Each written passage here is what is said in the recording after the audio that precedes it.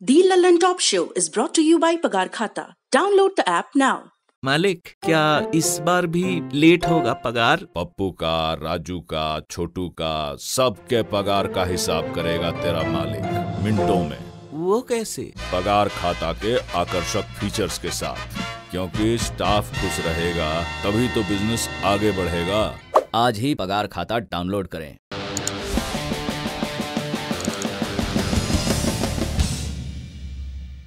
नमस्ते, मैं हूं सौरभ और आप देख रहे हैं दी ललन टॉप शो। सबसे पहले दिन का वीडियो।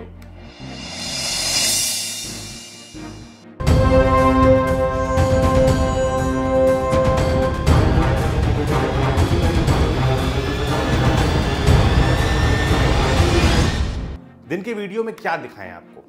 अस्पतालों में लगी कतारें दिखाएं या बेड और ऑक्सीजन के लिए जूझते लोगों की तस्वीरें दिखाएं? शमशान में चिताओं से उठ रही अंतहीन लपटें दिखाएं या उन्हें रोकने की बजाय छिपाने के लिए पूरी चुस्ती फुर्ती से मुस्तैद सरकार की तस्वीरें दिखाएं? या फिर इन सब से तरुण नेताओं की बेशर्मी दिखाएं जो सब सही है, कहीं कोई कमी नहीं है का दावा कर रहे हैं और फिर सारे नियमों, सारे गाइडलाइंस को ताक पर रखकर हजारों की भीड़ जुटा रहे हैं, रैली और रोड शो कर रहे हैं और चुनाव प्रचार में लगे हुए हैं और दिन में एक बार 2 गज की दूरी और मास्क है जरूरी वाला ट्वीट कर अपनी जिम्मेदारी भी निभा रहे हैं। और ये किसी एक दल या एक नेता की बात नहीं। पश्चिम बंगाल की किसी भी चुनावी रैली का वीडियो देख लीजिए या यूपी में हो रहे पंचायत चुनाव का, सब जगह वही हाल है। कोरोना के रोज आने वाले मामले 2 लाख के पार चले गए हैं। 1000 से ज्यादा लोगों की मौत एक दिन में हुई है। ये हमारे लिए एक नंबर, एक आंकड़ा भर हो सकता है, लेकिन इतने सारे लोग हर रोज अपने किसी प्रियजन को खो रहे हैं और पूरी बेशर्मी से मंत्री लोग कह रहे हैं कि जिनकी उम्र हो जाती है उन्हें मरना ही पड़ता है। सुनिए। सभी लोगों से चर्चा कर रहे हैं कोरोना से बचने के लिए मास्क पहने, दूरी बनाकर रहें और सबसे किसी प्रकार से और डॉक्टरों को दिखाएं, इलाज करवाएं, क्योंकि हर जगह डॉक्टरों की व्यवस्था की गई है। और मरना तो एक क्या है कि जो आप बता रहे हैं कि रोज ही ना मर रहे हैं, अब मरने को क्या है कि उम्र हो जाती है, उसको तो मरना भी पड़ता है। ये मध्य प्रदेश के पशुपालन मंत्री प्रेमपाल सिंह पटेल हैं। जब इनसे कोरोना से होने वाली मौतों की बढ़ती संख्या के बारे में पूछा गया तो इनका जवाब था कि मौत को कौन रोक सकता है।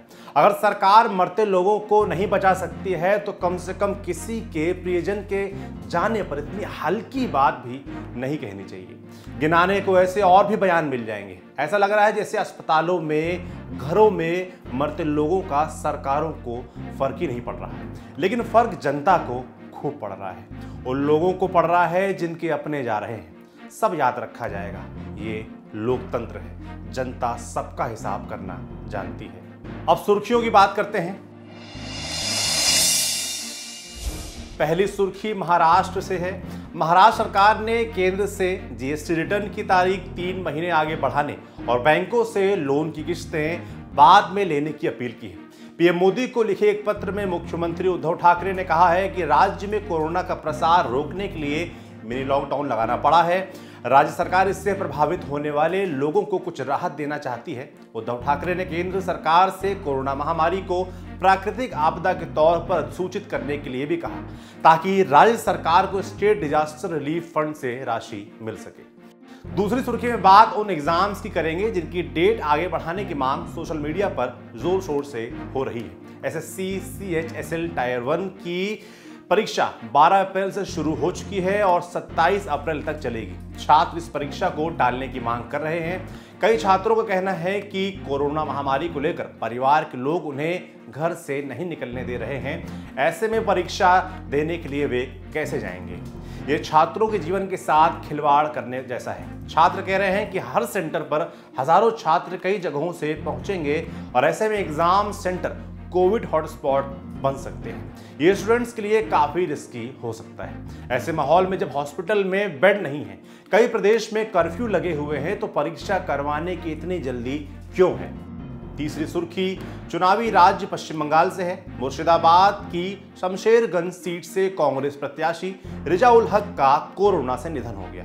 कोरोना संक्रमित होने के बाद रिजाउल हक का इलाज कोलकाता के एक अस्पताल में चल रहा था। चुनाव के बीच बंगाल में कोरोना तेजी से पांव पसार रहा है। बीते दिन राज्य में कोरोना के 5,892 नए मामले सामने आए, जबकि 24 लोगों की मौत हो गई। चुनाव प्रचार के दौरान ना तो सोशल डिस्टेंसिंग का कहीं ख्याल रखा जा रहा है और ना ही चुनाव आयोग की गाइडलाइंस का। कल यानी 16 अप्रैल को चुनाव आयोग ने एक सर्वदलीय बैठक बुलाई है। मीटिंग में चुनाव प्रचार के तरीके को लेकर चर्चा की जाएगी। अब चलते हैं दिन की बड़ी खबर पर। 2,0739 कल एक दिन में देश में इतने कोरोना के मरीज आए हैं। 1,038 लोगों की कोरोना से मौत हुई। संख्या के हिसाब से मौतों का आंकड़ा छोटा लगता है, लेकिन जो हाल हम देख रहे हैं वो कहीं ज्यादा भयानक है। और ये कहना सही नहीं होगा कि कोरोना से लोगों की जान जा रही है। जान इसलिए जा रही है क्योंकि लोगों को अस्पताल में दाखिला नहीं मिल रहा है, इलाज नहीं मिल रहा है, दवा नहीं मिल रही है। हम गुरूर करते हैं ये कहने में कि भारत दुनिया की 6 बड़ी अर्थव्यवस्थाओं में आता है या भारत का दुनिया में डंका बजता है। लेकिन जिस दौर से अभी भारत के लोग गुजर रहे हैं वो हमारी सारी तरक्की पर धब्बा है। किस काम की वो तरक्की जो लोगों की जान बचाने के काम भी ना आए। और बहस ये भी नहीं है कि इस पार्टी की सरकार ठीक नहीं कर रही या उस पार्टी की सरकार ठीक नहीं कर रही। आप किस पार्टी के समर्थक हैं या किस पार्टी को वोट दिया है, इसे एक बार भूल जाइए और अपनी आत्मचेतना के हिसाब से सोचिए कि क्या किसी इंसान की जान से बढ़कर भी कुछ हो सकता है। और जब इस तरह से लोगों की जान जा रही हो तो उन्हें बचाने के लिए हमारी चुनी हुई सरकारों को जो करना चाहिए, क्या वो उतना कर रही हैं? हम क्यों सरकार बनाते हैं, क्यों टैक्स देते हैं? माचिस की डिब्बी से लेकर बिस्किट के पैकेट तक हर चीज पर हम टैक्स देते हैं और इस पर जरा सा किसी को ऐतराज भी नहीं है। हम सरकार का खजाना इसलिए भरते हैं ताकि सरकार हमारा ख्याल रखे, हमारी कानून व्यवस्था का, हमारी शिक्षा का ख्याल रखे, हमारे स्वास्थ्य का ख्याल रखे, हमारी जान की हिफाजत करे। लेकिन क्या ऐसा हो रहा है? हालात देखकर नहीं लगता है। देश में भी कोरोना के एक्टिव मरीज करीब 14 लाख हैं। अब मान लेते हैं कि इनमें से करीब 30% मरीजों को अस्पताल में भर्ती कराने की जरूरत पड़ती है, यानी करीब 4 लाख मरीज अस्पताल में भर्ती हैं। अब 1 अरब 30 करोड़ वाले देश में 4 लाख मरीजों का आंकड़ा कोई बहुत बड़ा तो है नहीं, लेकिन इसके बावजूद हमारा स्वास्थ्य तंत्र चरमराया हुआ लगता है। और लगता तो ये भी है कि सरकारों को लोगों की जान बचाने के लिए जितना करना चाहिए उतना कर नहीं रही है। लोगों की जान बचाने से ज्यादा वो अपनी नाकामियां छिपाने में मेहनत करती दिखती हैं, हेडलाइंस मैनेज करने में लगी हैं। अस्पतालों में पड़ी लाशों और जलती चिताओं से मुंह फेर कर सरकार बेशर्मी से कह रही है कि सब ठीक है, लेकिन ठीक कुछ भी नहीं है। और स्थिति कितनी भयावह हो चुकी है इसका अंदाजा आप यूं लगाइए कि जो रसूखदार लोग हैं वो भी अपनों को अस्पताल में भर्ती कराने के मोहताज हैं। आप जानते हैं कि देश में वीआईपी कल्चर है, अप्रोच से काम होते हैं, लेकिन अब अप्रोच भी कम पड़ रही है। और एक राज्य की बात नहीं है ये, हर राज्य का यही हाल है। हम सिलसिलेवार तरीके से हर राज्य के कुछ उदाहरण लेते हैं। पहले बात देश के सबसे बड़े राज्य उत्तर प्रदेश की। 69 साल के रिटायर्ड जज रमेश चंद्र लखनऊ के गोमती नगर में रहते हैं। उन्हें और उनकी पत्नी को कोरोना हुआ। तबीयत ज़्यादा खराब हुई तो एम्बुलेंस के लिए अस्पताल फ़ोन किया, एम्बुलेंस नहीं मिली, ना ही कोई दवा देने आया। उन्होंने प्रशासन के दिए नंबर पर 50 दफ़ा फ़ोन किया, लेकिन कुछ नहीं हुआ। मदद के इंतजार में उनकी पत्नी जिंदगी की जंग हार गई। रिटायर्ड जज खुद भी कोरोना पॉजिटिव थे। घर में पत्नी की लाश पड़ी थी, लेकिन कोई उठाने वाला तक नहीं था। आखिर में उन्होंने एक चिट्ठी लिखकर सोशल मीडिया पर साझा की। कई घंटों के बाद जज की पत्नी की लाश उठाई जा सकी। आप इस आदमी की मनोस्थिति के बारे में सोचिए। ये जज रहे हैं, उस ओहदे पर रहे हैं कि एक हस्ताक्षर से कईयों को जेल या बेल दी होगी या प्रशासन के किसी नियम को बदला रोका होगा, लेकिन अपने तमाम कोशिशों के बाद भी वो खुद को और अपनी पत्नी को अस्पताल में भर्ती नहीं करवा पाते। पत्नी के लिए एम्बुलेंस का इंतजार करते हैं, लेकिन एम्बुलेंस से पहले मौत पहुंच जाती है। उत्तर प्रदेश से ऐसी और भी कहानियां आ रही हैं जहां कोई आईएएस भी अपने लिए अस्पताल का बेड नहीं ले पाता तो कहीं बेड के इंतजार में बुजुर्ग की मौत हो जा रही है। और उत्तर प्रदेश की सरकार इस हकीकत को ढांपने में लगी है। कल लखनऊ के भैंसाकुंड में एक साथ जलती चिताओं का वीडियो वायरल हुआ था। आज लखनऊ नगर निगम ने वहां टीन शेड लगाना शुरू कर दिया। बैरिकेडिंग और फेंसिंग हो रही है ताकि फिर से कोई ऐसा वीडियो, जलती लाशों का वीडियो ना बना सके। और अब एक सफाई भी आई है कि क्योंकि ये कोरोना संक्रमित क्षेत्र है, इसलिए ये फेंसिंग लगाई जा रही है। और उदाहरण सुनिए। कुछ दिन पहले लखनऊ के कानून मंत्री ब्रजेश पाठक ने स्वास्थ्य विभाग को चिट्ठी लिखी थी। इसमें लिखा था कि स्वास्थ्य सुविधाओं का हाल ठीक नहीं है। अब यूपी के मंत्री सिद्धार्थ नाथ सिंह ने साथी मंत्री ब्रजेश पाठक की चिट्ठी को इमोशनल आउटबर्स्ट बता दिया है और कहा है कि लखनऊ या उत्तर प्रदेश के किसी जनपद में ऐसी स्थिति नहीं है कि लोगों को बेड नहीं मिल पा रहा हो। आप सोचिए, सरकार के मंत्रियों को अपने झूठ पर कितना भरोसा है, कितनी बेशर्मी से उस वीडियो और तस्वीरों को ये लोग झुठला दे रहे हैं जिनमें बेड के अभाव में लोगों की मौत हो रही है। और बात सिर्फ यूपी की नहीं है, देश की राजधानी दिल्ली की बात कर लेते हैं। देश के नामी कवि हैं डॉक्टर कुमार विश्वास। उन्होंने एक ट्वीट किया। ट्वीट में जो लिखा उसे हम हूबहू पढ़ दे रहे हैं। लिखा है, रात 12 बजे तक प्रयास करता रहा, सुबह से प्रत्येक परिचित डॉक्टर को कॉल कर चुका हूं। हिंदी के वरिष्ठ गीतकार गुरुप्रवर डॉक्टर कुंवर बेचैन कॉस्मोस हॉस्पिटल आनंद विहार दिल्ली में कोविड उपचार में हैं। ऑक्सीजन लेवल 70 पहुंच गया है। तुरंत वेंटिलेटर की आवश्यकता है।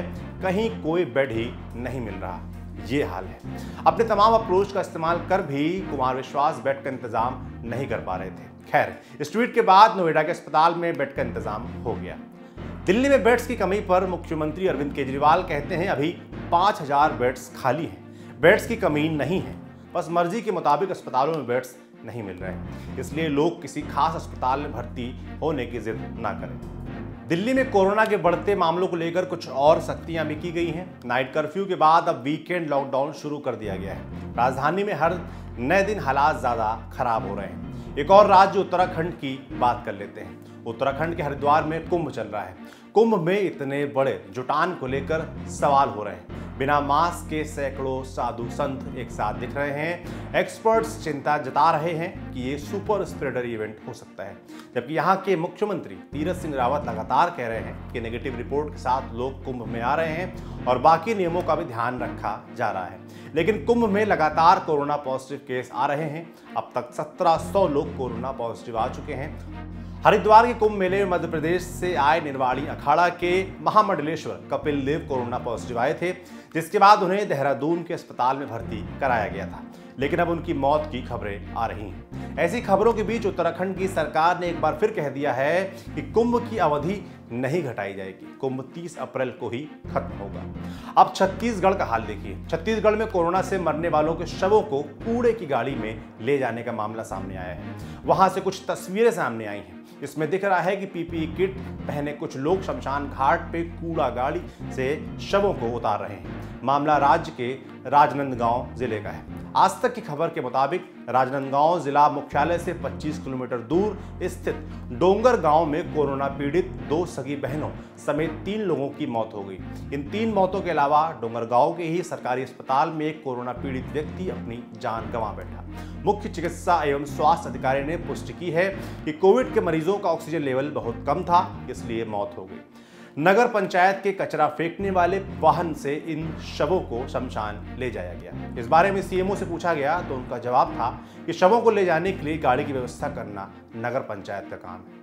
छत्तीसगढ़, झारखंड, महाराष्ट्र, गुजरात, हर राज्य से ऐसी ही तस्वीरें, वीडियो आ रहे हैं। लेकिन अफसोस, सरकार जमीन पर तस्वीर बदलने के बजाय अपनी कमियों को ढांपने की कोशिश में लगी है। सवाल केंद्र की मोदी सरकार से भी होना चाहिए। पिछले साल जब देश में कोरोना का संक्रमण फैल रहा था तो लॉकडाउन लगाने से लेकर सारे नियम बनाने तक हर फैसला मोदी सरकार लेती है। इस बार मोदी सरकार उस रोल में नजर नहीं आ रही है। सरकार की, सिस्टम की हम आलोचना करते रहेंगे, लेकिन सरकार के अलावा हमें भी इस संक्रमण को रोकने में योगदान करना होगा।